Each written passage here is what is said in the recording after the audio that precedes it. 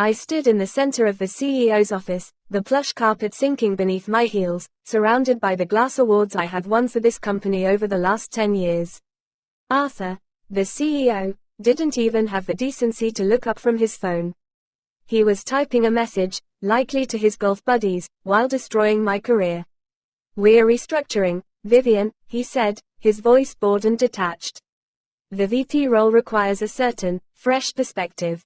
You're being moved to special projects." He tossed a heavy, rusted iron key onto the polished mahogany desk. It landed with a dull thud that echoed in the silent room. "It's in the basement," he continued, finally glancing at me with a smirk that didn't reach his cold eyes. "Archive duty. We need everything from the 90s digitized. Scan every invoice, every memo, every receipt." I stared at the key. I had generated $60 million in revenue last year. I was the top performer. This wasn't a restructuring, it was a humiliation ritual. He wanted me to quit so they wouldn't have to pay out my stock options or severance. I reached out and took the key, the metal cold against my skin. "Fine," I said, my voice steady despite the rage boiling in my veins. "I'll get to work." The descent into the basement felt like walking into a tomb. The elevator didn't go down that far. I had to take a service stairwell that smelled of damp concrete and neglect. When I unlocked the heavy steel door, the air that rushed out was stale, tasting of mold and decades of decay. There were no windows, just flickering fluorescent lights that buzzed like angry insects and rows upon rows of dusty banker's boxes stacked to the ceiling. My office was a folding card table set up in the corner next to a noisy HVAC unit. There was a scanner from the early 2000s and a chair with a missing wheel. I sat down, the dust settling on my blazer. This was designed to break me. Arthur wanted me to sit in this isolation, surrounded by the ghosts of the company's past, until I went insane and resigned. He wanted me to feel small. I looked at the wall of boxes, a mountain of paper that the digital age had forgotten. I took a deep breath. If they wanted me to dig through the past, I would. I wasn't going to quit. I was going to bury myself in their history until I found the skeleton I knew had to be hiding somewhere. 3 weeks passed in the dungeon. My hands were constantly gray from the dust, and my eyes burned from the scanner light. I developed a routine: 8 a.m. to 6 p.m., scan, tag, upload. I was processing invoices from 1995, a year when the company was just a regional player. Most of it was mundane: office supplies, catering, travel expenses. But then, I noticed a pattern. It started with a single invoice for strategic consulting from a vendor named Summit Solutions. The amount was substantial, $50,000, which was a lot of money in 1995. I scanned it and moved on. But 2 hours later, I found another one. Same vendor, same vague description, same amount. By the end of the week, I had scanned 12 invoices from Summit Solutions, totaling over $500,000 in a single fiscal year. I went to the filing cabinet where the vendor contracts were stored. I pulled the drawer for S. I flipped through the folders. Smith, Staples, Cisco. There was no folder for Summit Solutions. It was the only vendor with invoices but no contract. My auditor brain, dormant for years, suddenly woke up. Why would a company pay millions to a ghost? The next day, the heavy steel door creaked open. It was Nigel, the director of our. He was a sweaty, nervous man who functioned as Arthur's enforcer. He looked out of place in his expensive suit among the cobwebs. "Just checking in, Vivian," he said, his voice echoing in the concrete box. "Making sure you're comfortable." He walked over to my table, his eyes darting to the stack of papers I was processing. "I'm fine, Nigel," I said, not looking up from the scanner. "You know," he said, resting a hand on the stack of 1995 invoices. "You don't need to be so thorough with the old vendor files. Just focus on the client contracts. The old bills are trash, really. We just need the legal stuff." He tried to casually pull the stack away. I clamped my hand down on it. "Arthur said scan everything," I said, meeting his eyes. "I'm just being thorough. You know me." Nigel laughed, a nervous, high-pitched sound. "Right, thorough. Well, carry on." He left quickly. I watched the door close. He wasn't checking on my comfort. He was checking to see what I had found. Nigel knew about Summit Solutions, and his fear confirmed that I was onto something dangerous. I waited until I was sure Nigel wasn't coming back. I needed to find the paper trail for Summit Solutions. If there was no contract folder, there had to be a ledger entry. I started digging through the boxes labeled Miscellaneous 1995. I tore through tax documents and payroll stubs until I found a crushed box at the bottom of a stack labeled Holiday Party 1995. It seemed innocuous, but when I opened it, I found it wasn't full of party planning. It was full of misfiled check stubs. I rifled through them until I found the payments to Summit Solutions. I held the carbon copy of the check up to the flickering light. There, printed in dot matrix font, was the mailing address for the vendor. 1402 Oakwood Drive, Hampton, New York. I pulled out my phone. I had zero signal in the basement, so I wrote the address down on my hand. It wasn't a commercial building. It sounded residential. I remembered Arthur bragging once about his first house in the Hamptons. The timeline matched. I felt a chill that had nothing to do with the damp basement air. Arthur had been paying himself company money and hiding it as consulting fees. I needed to verify the address, but I also needed to see if this data existed on the company's modern mainframe. Maybe it had been caught in an audit years ago and resolved. I took a break and went up to the lobby level, allegedly to get coffee, but really to get a Wi-Fi signal. I logged into the company's archive server on my tablet. I searched for the fiscal year 1995. The folder was there, but it was suspiciously light. I searched for Summit Solutions. No results found. I searched for the specific check numbers I had just found in the basement. Error. Data corrupted during 2010 migration. I smiled grimly. They had scrubbed the digital evidence. They had migrated the data years ago and intentionally corrupted the files that showed the theft, thinking the physical evidence would rot away in the basement or be shredded by a low-level intern. They never counted on a senior executive with an eye for fraud being demoted to the one place where the truth still existed in ink and paper. Paranoia began to set in. If Nigel was suspicious, he would be watching. I looked around the basement. There were no security cameras down here. It was a dead zone. But that worked both ways. If something happened to me, there would be no witnesses. I decided to turn the surveillance back on them. I had an old smartphone in my bag that I used for testing apps. I cleared the memory and set it up on top of a high shelf, hidden behind a stack of boxes. I angled the camera lens down toward my desk and the door. I plugged it into a portable battery pack. I set it to record on motion detection. I left for the day at 6 p.m., leaving the file of Summit Solutions invoices conspicuously on the corner of the table. It was bait. I wanted to see who would come for it when they thought I was gone. I walked out of the building, my heart pounding, wondering if I would still have a job, or the evidence, in the morning. I returned the next morning at 7:55 a.m. I ran down the stairs and unlocked the door. The papers on my desk looked undisturbed. I climbed up and retrieved the phone. I sat in the corner and watched the footage.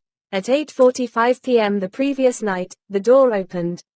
Nigel walked in. He wasn't alone. Arthur was with him. On the small screen, I watched the CEO of the company riffle through my work. He picked up the Summit invoices. He showed them to Nigel. I could see Arthur shouting, though the audio was muffled. He slammed the papers back down, seemingly frustrated that they were already scanned and tagged. Then, Arthur pointed at my chair. He made a slashing motion across his throat. They didn't take the papers because they knew I would notice. They were planning something else. They were planning to get rid of me before I could do anything with the information. I saved the video to 3 different cloud accounts immediately. The constructive dismissal ramped up that day. Around 10 a.m., the hum of the HVAC unit died. Silence fell over the basement, followed quickly by the cold. They had cut the heat to the lower level. Within an hour, I could see my breath. It was 40 degrees down there. I put on my heavy winter coat and kept scanning. At noon, the overhead lights flickered and died. I was left in pitch blackness. I used the flashlight on my phone to find the fuse box, but it was padlocked. They were trying to force me out physically. They wanted me to storm upstairs and quit so they could claim I abandoned my post. I sat in the dark, illuminated only by the glow of the scanner bed. I was fueled by a burning, cold rage. I wasn't leaving. Every freezing minute I spent down there was another zero I was going to add to the settlement check. I knew I couldn't leave the physical evidence in the basement anymore. If Arthur decided to burn the building down, the proof would be gone. I couldn't walk out with a box. Security checked bags at the exit. I went to the bathroom in the lobby. I took the stack of Summit Solutions invoices and the carbon copy ledger. I lifted my oversized sweater. I used duct tape to tape the documents flat against my torso, layering them so they wouldn't crinkle when I walked. I put my sweater back on. I looked bulky, but not suspicious. I walked past the security guard, giving him a wave. "Cold down there today," I said. "Yeah." Hearing about the heater, he grunted. I walked to my car, my skin itching from the tape, carrying the smoking gun against my ribs. I drove home and scanned every single page into a secure, encrypted drive. Now, even if they shredded the originals, the digital ghost was immortal. The next morning, I received an email from Arthur's executive assistant. "Please report to the CEO's office immediately." I walked into the penthouse suite. Arthur was sitting on a white sofa, looking relaxed. Nigel was standing by the window, refusing to look at me. "Vivian," Arthur said, smiling warmly. "We've been thinking. This basement assignment, it's beneath you. We feel terrible about the heating issue." He gestured to the coffee table. "There was a check there. We want to offer you a separation package," Arthur said. 6 months' salary, full benefits for a year, and excellent references. I looked at the check. It was generous. It was a bribe. "There's just one condition," Nigel piped up. "You sign a comprehensive NDA today, and we shred all current work materials in the basement as part of the transition." They were terrified. They were trying to buy my silence before I realized what I had. I picked up the check. I looked at it for a long moment. Then I placed it back on the table and slid it toward Arthur. "I'm actually enjoying the history lesson, Arthur," I said, my voice calm. "Especially the chapter on 1995. It was a very profitable year for consultants, wasn't it?" Arthur's smile froze. His face went pale, the blood draining away instantly. "I don't know what you're talking about," he said, his voice tight. "I think you do," I said.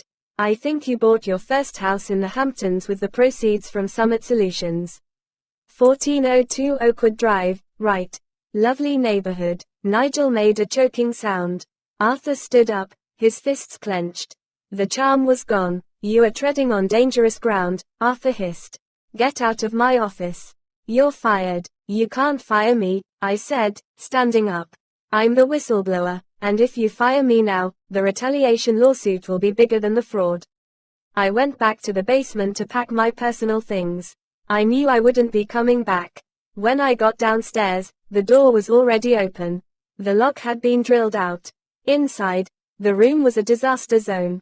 The boxes were overturned. Papers were scattered everywhere, covering the floor in a sea of white. The box labeled, "Holiday Party 1995, was gone. The filing cabinet where the invoices had been stored was empty. Arthur had sent a cleanup crew the moment I left his office. He thought he had won. He thought he had destroyed the physical proof. He stood in the doorway, looking at the mess. "Oops," he said, mocking me. "Looks like we had a break-in. Vandalism. Terrible shame. All those old files, lost." I looked at him and smiled. "It is a shame," I said. "Good thing I work from home sometimes." I drove straight to the office of Adrian, a high-powered attorney who specialized in corporate fraud and whistleblower protection. I didn't have an appointment, but when I told the receptionist I had evidence of CEO embezzlement, Adrian came out personally. I sat in his conference room and laid it all out. The scans of the invoices. The video of Arthur and Nigel breaking into my office. The recording of the constructive dismissal. Adrian looked through the files, his eyebrows climbing higher with every page. "This isn't just fraud, Vivian," Adrian said. "This is tax evasion, embezzlement from shareholders, and money laundering. He stole millions and hid it for 30 years. Can we get him?" I asked. If we file this with the SEC, Adrian said, grinning, not only do we get him, but you are entitled to a whistleblower reward. Usually between 10 and 30% of the fine collected. We are talking millions. Adrian advised a strategic leak to rattle them while we prepared the formal filing. We needed to force the board of directors to act before Arthur could destroy more evidence or flee the country. I created an anonymous email account. I composed a message to the entire board of directors. The subject line was, regarding Summit Solutions and the 1995 ledger. I attached just one page, the scan of the carbon check showing the payment to Arthur's home address. The body of the email was simple, the basement archives have been destroyed to hide this. I have copies of everything. The SEC has been notified. Act now, or go down with him. I hit send. The grenade was thrown. The panic at Omnicorp was instantaneous. Within an hour, my phone was blowing up with calls from Nigel, then Arthur, then the company's general counsel. I ignored them all. According to my former assistant, who was still on the inside, the board called an emergency meeting at 2 p.m. Arthur tried to spin it. He claimed it was a clerical error from decades ago, a misunderstanding about expense reimbursements. But the board was spooked. The threat of the SEC terrified them. They couldn't just take his word for it. They voted to hire an external forensic auditor to sweep the records immediately. Arthur tried to block the audit, claiming it was a waste of money and a distraction. That was his fatal mistake. An innocent CEO welcomes an audit, a guilty one fights it. The board suspended his signing privileges right then and there. The external auditor was a woman named Fiona. She was legendary in the industry for being thorough and ruthless. She arrived at the building the next morning. Arthur insisted on giving her the tour. He tried to steer her away from the basement, claiming it was unsafe due to the vandalism. Fiona insisted. She went down to the archives. I was technically still employed, though suspended from duties, so I was allowed in the building to meet her. Arthur stood there, glaring at me, his eyes promising murder. Is there anything else I should know about these files? Fiona asked, looking at the empty cabinets. I looked at Arthur. Just old papers, Mom, I said, playing dumb. But I think you dropped this. I handed her a silver USB drive. I had slipped it into her hand while Arthur was distracted by his buzzing phone. Fiona felt the drive. She put it in her pocket without breaking eye contact. Thank you, Vivian. Arthur saw the handoff.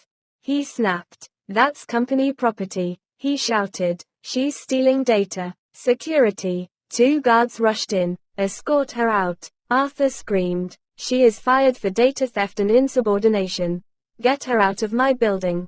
The guards grabbed my arms. I didn't fight. I let them drag me out. You're finished, Vivian. Arthur yelled after me. I'll sue you into the ground. He thought removing me stopped the bleeding. He thought he could intimidate Fiona into handing over the drive. He didn't realize that by firing me in front of an independent auditor after I handed over evidence, he had just handed me a retaliation lawsuit worth 10 times my salary. Fiona went back to her hotel room and plugged in the USB drive. It contained the Summit Solutions folder, the video of the break-in, and the digital scans of the ledger. But it also contained something else I had found on the shared drive before they locked me out.